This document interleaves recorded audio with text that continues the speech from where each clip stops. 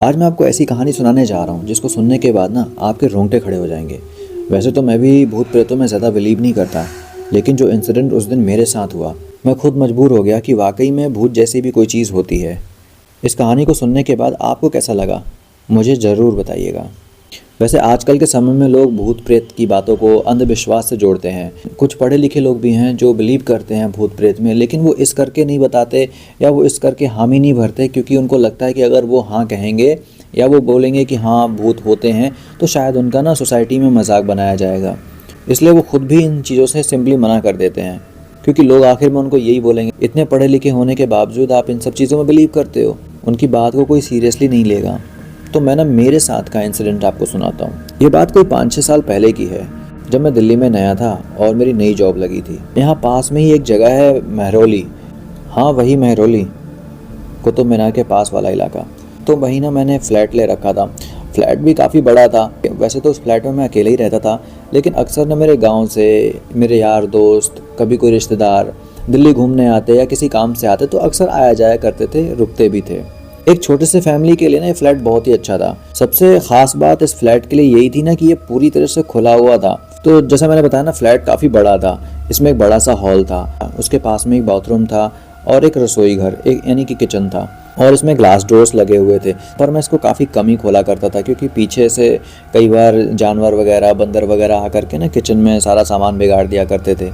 अब आप बोलोगे कि फ़्लैट में जानवर वगैरह कैसे, तो मैंने आपको बताया ना, ये फ्लैट मैंने महरौली के पास लिया था। और महरौली किस चीज़ के लिए फ़ेमस है? कुतुब मीनार के अलावा इसके जंगलों के लिए। हाँ, तो ये फ्लैट जो था उन जंगलों के पास में ही था, और इसकी बालकनी से नीचे देखने पर सांप वगैरह के दर्शन आम बात थे। एक दिन शाम के समय मेरे गांव का एक लड़का, जो उसी शहर में किसी दूसरी कंपनी में काम करता था, मुझसे मिलने आया। मैंने उससे कहा कि आज तुम यहीं रुक जाओ, सुबह यहीं से ड्यूटी चले जाना। काफ़ी देर तक हमारे बीच बहुत सारी बात हुई, काफ़ी पुरानी बातें, और वो सब बचपन की बातें। तो शाम हो गई थी काफ़ी ज़्यादा। फिर वो बोला कि मैं जा रहा हूँ। तो मैंने बोला कि यार अब इतनी शाम को तुम कहाँ जाओगे, कल यहीं से ड्यूटी चले जाना। तो पहले तो वो मानने को रेडी नहीं हुआ।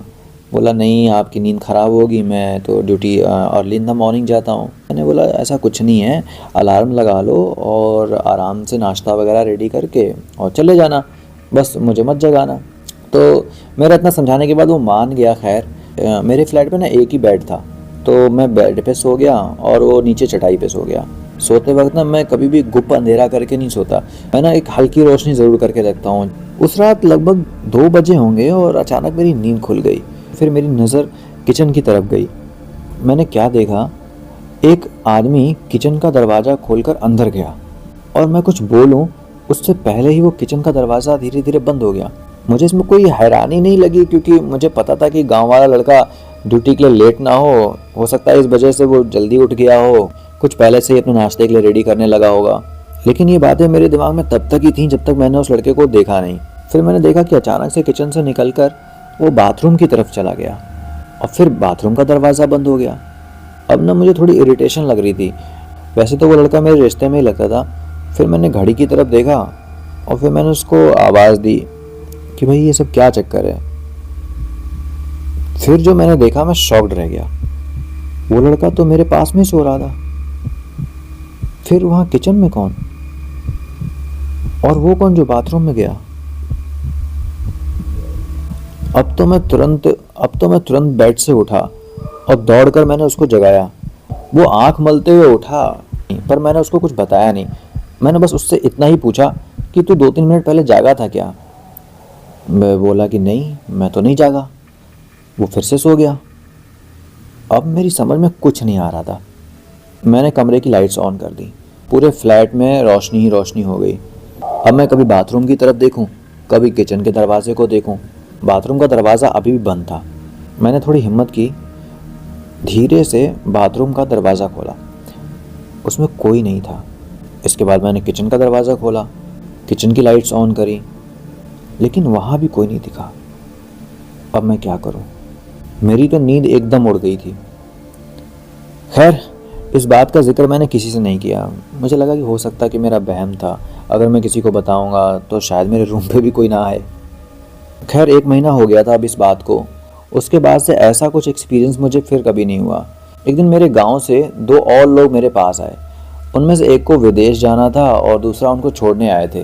वो लोग भी रात को मेरे यहाँ रुके और उस रात मैं अपने एक रिश्तेदार से मिलने चला गया था और रात को वहीं रुक गया, वापस नहीं आया।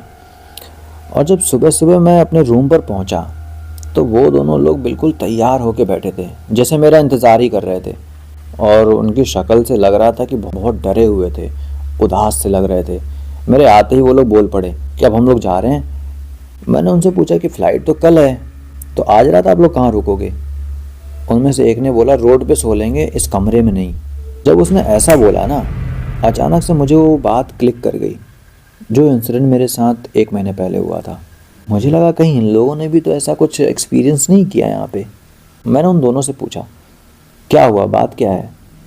तो उनमें से एक ने कहा रात में कोई आदमी आकर मुझे जगाया और बोला कि कंपनी में चलते हैं, मेरा पर्स वहीं छूट गया है। फिर मैं थोड़ा डर गया, इसको भी जगा दिया। इसने भी उस आदमी को देखा, वो दिखने में एकदम सीधा साधा लग रहा था और बड़ा शांत सा था। हम लोग एकदम से डर गए क्योंकि हमें वो आदमी बाद में किचन में जाता हुआ दिखाई दिया। उसके बाद वो कभी किचन से बाहर ही नहीं निकला। हम लोगों का तो डर के मारे बुरा हाल था। हम लोग रात भर बैठकर हनुमान जी का नाम जपते रहे, उस किचन के दरवाजे की तरफ टकटकी लगा के देखते रहे। ऐसे ही सुबह हो गई, वो आदमी अभी तक किचन से नहीं निकला है। अब तो मैं थोड़ा डर गया, उन दोनों को साथ में लिया और किचन की तरफ गया। मैंने दरवाज़ा खोला पर किचन पर कोई नहीं था।